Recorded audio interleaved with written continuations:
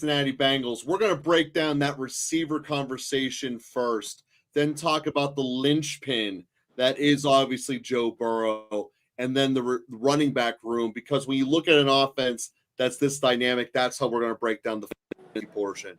We'll talk about the betting side of the world. The Bengals are such a juicy pick. That's how we're going to conclude the show. But first, let's talk about what makes local football flavor different than all the other fantasy and betting sites out there. What we do is we discuss and break down what the macro environment is. People that are putting their money down, the professional bettors that are telling you the data that you should go off of.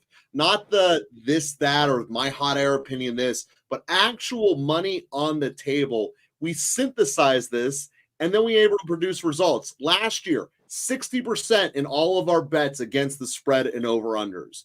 Putting teams, 97% of our regular followers made their league championship. Of that, only 2 lost. We had something like a 99% league champion rate. We make winners here because we're willing to point out what the math says. Some players aren't worth having, some players are, and this might be a starting point of contention, but Jamar Chase ain't one of them.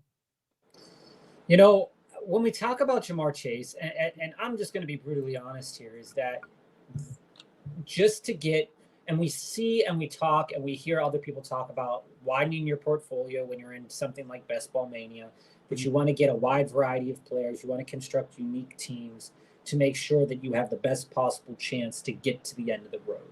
Mm-hmm. Now, last night I did draft a team with Jamar Chase, even though I'm not in on Jamar Chase, and it's not from a talent perspective at all. It's from a value perspective. Is that when you're looking at the Cincinnati Bengals, everything hinges on the health of Joe Burrow. Sure does. And when we see that Joe Burrow, and I know I'm getting ahead of the game here, but when you see Joe Burrow and they say, you know, he's not 1,000% healthy yet, he's looking better, but this wrist injury is something like a baseball player would have, like a pitcher would have. And we know that when that happens to a pitcher in baseball, that something happens to your stuff. It's a year and a half to recover. And it's kind of deadly to how well you can perform. And, you know, that's saying that a pitcher, yeah, they're throwing the ball 90 miles an hour, but they don't have to face 300-pound guys coming after them. They don't have to run around. They don't have to worry about this. They don't have to worry about this. So the way that they recover is a little bit different than potentially a professional football player. Now, when we look at it, we say, well, I'm going to have to invest a top 6 pick in order to get a guy like Jamar Chase. And, it's a lot. You know, I did that because I wanted to see what it would look like, right? I wanted to see what my team structure would look like. And this is between a $3 buy-in and a $100 buy-in. And exactly. And this was a $5. It was a fast puppy on underdog. I didn't feel terrible about it. But when coming back down the line, I'm looking at it and I'm saying, well, you know, I don't really like that, because then I have to potentially stack a Joe Burrow. And I don't really want to stack Joe Burrow because I don't know if Joe Burrow is going to be healthy. And then, you know, I'm like, well, Jamar Chase can definitely put up a big game. He could destroy your team. He could put up 30 points. He's that type of guy. And so this isn't an indictment on Jamar Chase's talent. This is more of a question mark on the overall situation that is happening in Cincinnati. And you look at where Cincinnati is ranked, they're 21st offensive line on PFF. They finished last year as 17. Joe Burrow was taking sacks and sacks and sacks. This offense was running through Joe Mixon. And, you know, I don't want to get ahead, but again, Zach Moss is a guy that we saw last year who could be great this year again. They have Chase Brown. So, you know, everything seems the same except that Joe Burrow's health is in question. Now, if Joe Burrow that was the same last year too, though.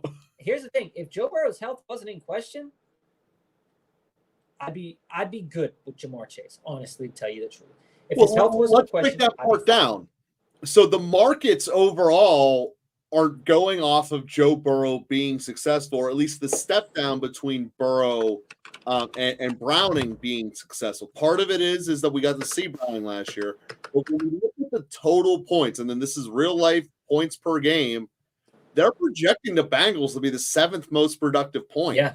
If Burrow plays every game, this could be the highest scoring offense in the league. Oh, yeah. That is the market incredible. Giving you a hedge built in. But and with the hedge, they're still the 7th. But that being said, do you want to have the receiver that also has legitimate competition in his own receiving room? And that's what's worth talking about here, Joe, is that at 5th overall, when you could get Amar, who has no competition, and the 2nd highest scoring offense. So what we have here in Local Football Flavor, we have Jamar Chase ranked 9th. So again, not awful. So if you are going to invest in Jamar Chase, and you want to plunk down the 5th or 6th, you want to plunk down your 5th or 6th overall pick, I'm concerned about Joe Burrow's health, but it doesn't sway too much from our rankings very, very much. But the guy to look at here in this whole situation, contracts included in it, is T. Higgins. Yes, it is. T. Higgins is coming off the board typically in like the 3rd, 4th round. And he is, ADP of 50. He's our wide receiver 21, Fantasy Pros 29. And just looking at it, right? And just saying, like, how do they compare? Yes, T. Higgins played a full season ahead of Jamar. That's fine, right? But when we look at what these stats look like, is that over the entirety of the time that they've kind of been together, including T. Higgins' first season, Jamar Chase has 268 receptions and T. Higgins is 257. And their yardage totals, Jamar Chase does have a higher yardage total and a higher touchdown total. But what this tells me is that when Joe Burrow is healthy, both of these players are fantasy relevant. What this tells me is that if I don't have to spend a top 5 pick to get the alpha, and I can get, for lack of a better word, the beta wide receiver here, and get an alpha from another team that I don't have to heavily, because what you come across here, and this is kind of the thing too that happened last year with AJ Brown and Devonta Smith, and I ran into this in my Yahoo redraft league, is that I ended up winning because I did this, but I took AJ Brown in the 2nd, and then I took Devonta Smith on the comeback because I was like, well, there's nobody else better here. This offense is going to score points. I might as well take them. But that's the problem, is that you can't let yourself. With Jamar and T, is that do you want to, if you take Jamar, you don't want to lock yourself out of T. Higgins, so you might end up taking T. Higgins, but then that means you have to invest in the health of Joe Burrow. It does. And if it wasn't this year, if it was any other year but this year and last, you'd say that's not a problem. Sure, I'll invest in Joe Burrow and T. Higgins and Jamar Chase, and I'll take all of them. But this year especially is that you just don't know. And so locking yourself into one of them and not all 3 of them is very important. And it's not a stack that you really want to make, because if you're investing in Joe Burrow, you're going to have to put out probably a 7th, 8th round pick. It's an expensive stack in Joe Burrow, and you don't know if he's going to be healthy. I've done it. Like I said, I've done it. So if it pays off, it pays off. But the market's saying that this team is going to score a lot, but they're predicating that on that Joe Burrow is going to be healthy. And you come down and you say, well, then we have this rookie Jermaine Burton who's filling that Tyler Boyd type of role. And if Burrow is healthy, heck, that's a great I want to talk about pick. him specifically because he can only play the outside. Higgins only plays the outside. There's a chance Chase moves in the slot. And every time you move to the slot, you get more catches. That's great. But what I want to specifically stick with is Higgins, because Higgins is starting to feel a lot like Eckler was last year. Last year, you watch anything we talked about preseason 1 year ago, is Eckler wasn't going to play. As soon as he got a hangnail, he was going to sit out, which he did for the first 6 games. He wanted paid. I see the same situation brewing with Higgins. Higgins wants the long-term contract or wants out. Cincinnati, reasonably so, thinks they have a chance of going to the Super Bowl again. So that being said, you ain't getting there without Higgins. But if Higgins does elect to take a couple, I'd rather not play my 50-50 injury, the rookie looks like the pathway is there, and his ADP is low. So, Bob, what do you think about playing the rookie play? I think the rookie play is great. Predicating that we believe that Joe Burrow could be healthy. That is all an if. If he is healthy, Jermaine Burton has a really strong chance to put up good numbers in this offense. When we look at Tyler Boyd specifically, and this is, with this is standalone Boyd. This is even right. If Higgins doesn't bench. No, this is with T and with Jamar. Okay. In the 2020 season, he was targeted 110 times. In 2021, he was targeted 94 times. In 2022, so that's a lot of targets still going he was targeted 82 times. And last year, he was targeted 98 times. So it's not. It's basically the Steelers' number one targets last year, by the way, for those keeping track at home. But again, he had 667 yards, 2 touchdowns, only 67 receptions. So, if I'm targeting anybody in this Cincinnati offense that is a receiver, it's 1,000% Jermaine Burton at value because he's popping off the board as wide receiver 75, pick 175 ADP. He doesn't rank too highly in our rankings at all because, with rookies, it's really difficult to kind of determine. Unless they're in a great situation, it is, yes. Unless it's like Ladin McConkey, Xavier Worthy, where they're maybe the alpha wide receiver eventually on their team. But I want to posit something just to kind of speculation here is wouldn't it be fun? Wouldn't it be interesting if the Bengals and the Niners traded their assets in a one-on-one trade like this and get Ayuk and Higgins? I know it's not for the same price. The contracts fit. But I mean, wouldn't that be just crazy for Joe Burrow? I mean, that could really eat into Jamar Chase. But again, the value here is. I think Higgins is the better receiver.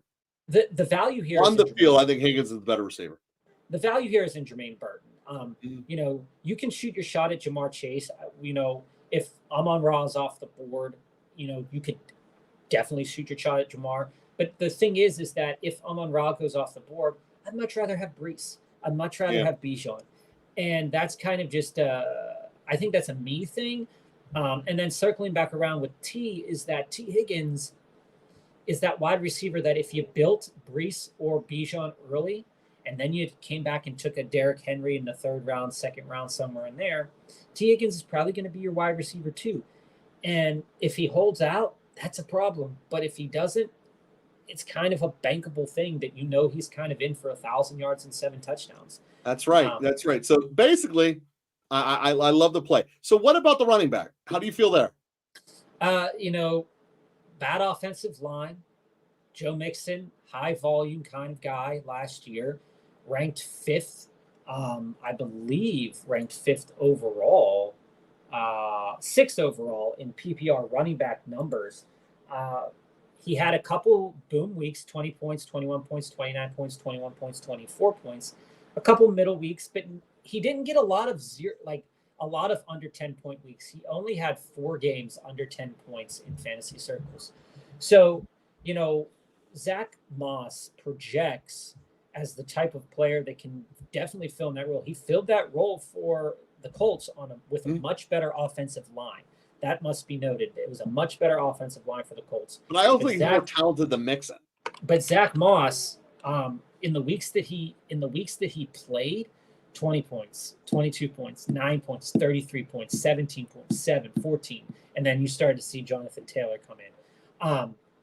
He's capable. He's more than capable. But what we need to caution too is, I like Zach Moss at price. He's coming off the board around the same time as Raheem Mostert, around the same time as Najee Harris. So you kind of just got to pick your poison. Which one do you trust more? And with Zach Moss, we feel, in most fantasy circles feel, that Chase Brown, which can be gotten a couple rounds later, will eventually take that spot from Zach Moss. I don't see that happening. The question isn't if, it's when in most fantasy circles. But Zach Moss is definitely possible that he could fill in that role really well. But we also, this isn't the same thing, well, it is kind of. It's the same, I want to say it's the same thing, kind of like a Tony Pollard kind of situation, is that we know Zach Moss is capable. He's 26 years old. We know that he's capable of putting up massive games. We saw it last year. But is he going to be able to do it over the entirety of a season? And that was the question mark that we had about Tony Pollard coming in last year, is that Tony Pollard had some massive games. And then when he was but they're built very differently, though. I know. Moss can take a beating. Pollard can't. I'm saying the situation. Well, that's what I like to see. I don't see it. I think he's a great buy. Historically, the way the Bengals have run their running back rooms, now granted, you could just say they like Mixon a lot, but they don't do multi-backs. They do. This is our guy for the year. We're going with him. And that's why I think Moss is going to keep it for the entire season. It's the history of the team under this coaching staff. It is. And Joe, before we get to the bets here, I'm always one of those guys that kind of faded Joe Mixon because I didn't really like his role. But if you're looking at his stats over the last several seasons, he's had, since 2018, he's had 4,000-yard years. One of those years in 2020 that wasn't 1,000 yards was cut short, only 6 games. But even when he wasn't he was only. Now, he only scored 12 touchdowns last year. And I think it's very possible. And he's coming off, I think it's very possible to project a player like Zach Moss to be capable of 12 touchdowns based on what we saw last year. And you're getting him in the 8th, sometimes 9th, as high as the 7th round. I think if you're taking any Cincinnati Bengals players, that Burton and Moss are the guys to kind of cue in on because the value is just right for them. Absolutely. Absolutely. And then when we look at the Bengals overall here, as I already mentioned, projected to be the 7th best offense in terms of points per game. This was one of the surprising ones that came to me. Defensively, they're projected to be 5th, the 5th best defense in points per game. You combine the 7th best offense and the 5th best defense, you're going to win a lot of football games. To the point of our projection for the Bengals, 30% chance of winning the North, 98% chance of making the playoffs. We're projecting 12 wins out of this team, the Cincinnati Bengals. And not to take the thunder out of the episode that'll be coming up next, but we have them as the wild card. We'll see you tomorrow or next, actually, on this episode with the Bengals. Ravens up next.